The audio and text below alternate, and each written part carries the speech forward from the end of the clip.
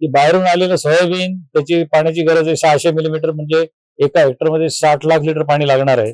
दुष्काळामध्ये, दुष्काळी पट्ट्यामध्ये हे पाऊस पडणार आहे 300 ते 400 मिलीमीटर. आणि करडीसारखं पीक त्याला जास्तीत जास्त 200 पाणी लागतं, 150 ते 200 पाण्यात सक्सेसफुली येतं. हरभऱ्यासारखं पीक रेसिड्युअल मॉइश्चरवर, म्हणजे पावसाळ्यात जो पाऊस पडलाय त्याचं जे शिल्लक बाष्प जमिनीत आहे त्याच्यावर येणारं पीक आहे.